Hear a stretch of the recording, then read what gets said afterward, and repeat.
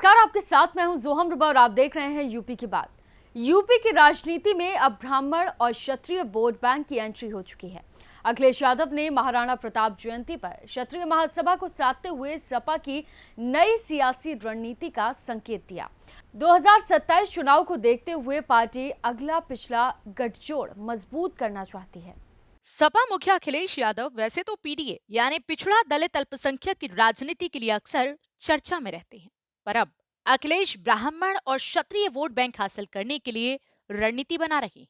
इसी कड़ी में अखिलेश यादव ने महाराणा प्रताप जयंती के अवसर पर लखनऊ में आयोजित प्रेस कॉन्फ्रेंस में क्षत्रिय समाज को साधने की रणनीति अपनाई।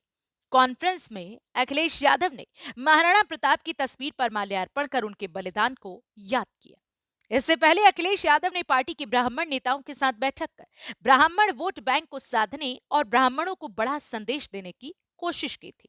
अखिलेश यादव के इस कदम को लेकर कहा जा रहा है कि सपा की पीडी यानी पिछड़ा दलित अल्पसंख्यक की रणनीति में ब्राह्मणों को शामिल करने के बाद अब पार्टी क्षत्रिय वोट बैंक पर नजर गड़ा रही है। कॉन्फ्रेंस में अखिलेश ने केंद्र और राज्य सरकार पर निशाना साधते हुए कहा कि बीजेपी की नीतियां समाज को बांटने वाली हैं, जबकि सपा एकता और समानता के सिद्धांत पर चलती है। उन्होंने यह भी कहा कि महाराणा प्रताप की जयंती के शुभ अवसर पर हमारी सरकार ने छुट्टी दी थी। हमारी मांग है कि भविष्य में 2 दिन की छुट्टी दी जाए, जिससे एक दिन तैयारी हो सके और दूसरे दिन मनाया जा सके। जहां तक महाराणा प्रताप जयंती के शुभ अवसर पर सम्मान में हम लोगों ने 1 दिन का अवकाश दिया था, जयंती के अवसर पर छुट्टी की थी।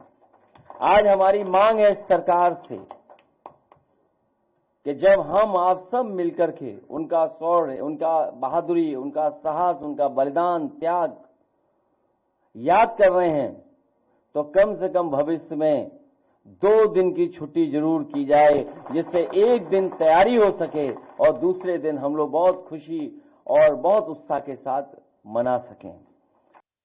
छुट्टी की मांग के बाद अखिलेश यादव ने करणी सेना पर भी निशाना साधा। अखिलेश ने कहा कि ये सेना टेम्परेरी है, भारतीय सेना परमानेंट है। महाराणा प्रताप किसी एक समाज के हैं, ये बात गलत है। वह सर्व समाज के हैं। राजनीति में महापुरुषों को नहीं लाना चाहिए। वैसे तो सपा के मुखिया अखिलेश यादव हमेशा ही पीडीए यानी कि पिछड़ा दलित अल्पसंख्यक की राजनीति करने वालों के नाम से जाने जाते हैं, लेकिन कुछ समय से अखिलेश ब्राह्मण और क्षत्रियों की भी राजनीति करने में लगे हुए हैं। अब देखने वाली बात होगी कि सपा प्रमुख की इस रणनीति का आगामी 2027 के विधानसभा में सपा की जीत या हार पर क्या असर पड़ता है। क्या ब्राह्मण और क्षत्रिय वोट बैंक को हासिल कर पाएंगे अखिलेश? फिलहाल के लिए इस खबर में सिर्फ इतना ही। आप देखते रहिए यूपी की बात।